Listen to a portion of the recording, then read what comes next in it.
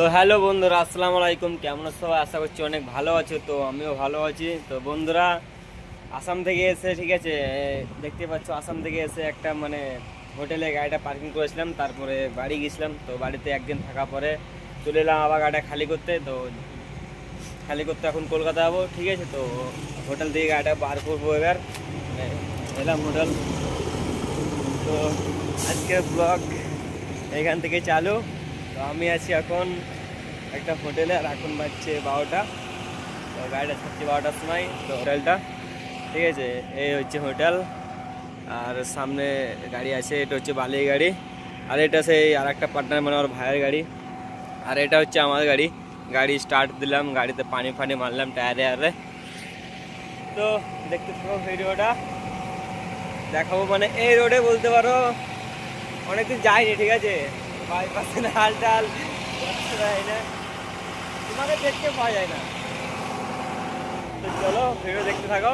আর এই রোডের কন্ডিশন দেখি এখন কিরকম কি আছে। অনেকদিন যাইনি, প্রায় 10-15 দিন যাইনি বলতে পারো। তো চলো দেখতে থাকো ভিডিওটা।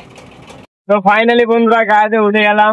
তো দেখতে পাচ্ছ পার্টনার এখন গাড়ি ড্রাইভ করছে। তো যাবো এখন আমরা কৃষ্ণনগর, ওই সাইডে, ঠিক আছে। তো এই রোডে বলতে পারো যখন বালি গাড়ি টিপ করছিলাম, তখন এই রোডের কন্ডিশন বলছিলাম বেশ ভালো ছিল বলতে, যখন ঠিক করছিল।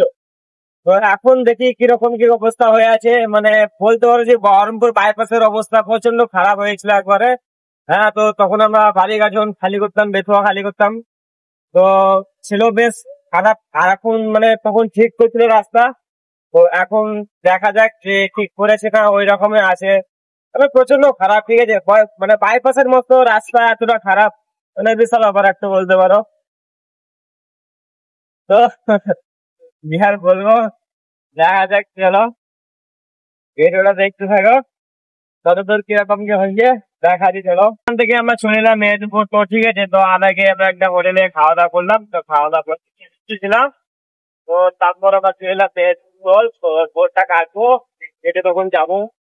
তো তোমাদেরকে টোলটা দেখা দিয়ে দেখতে থাকো।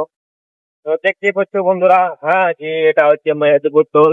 তো ওখানে লেখা আছে বহরমপুর ফারাক্কা। আর দেখতেই পাচ্ছ 10 নম্বরে, 10 নম্বরে।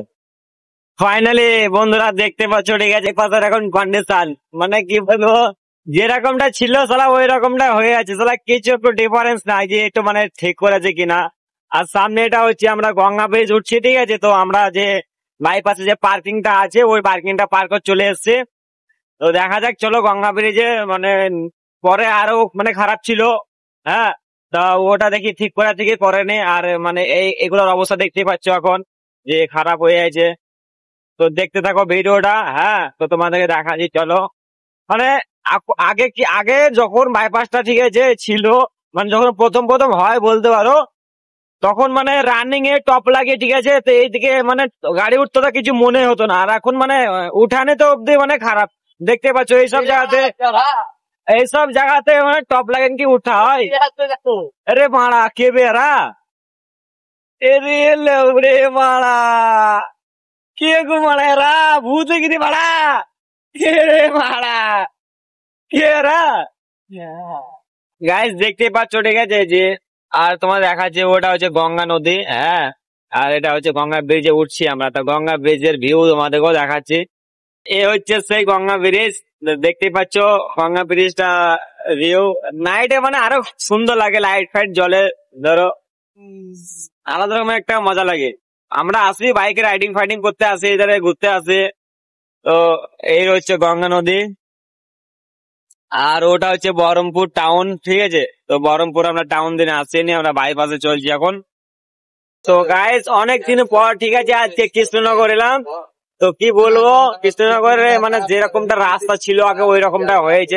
কোনো রাস্তার কন্ডিশন কোনো খারাপ হয়নি বলতে পারো। হ্যাঁ, তো দেখতেই পাচ্ছ যে কৃষ্ণনগর বাজার যে ওভার ব্রিজটা আছে, ওভার ব্রিজটা পার করলাম আমি নিয়ে। তখন এটা হচ্ছে তোমার 4 লাইন।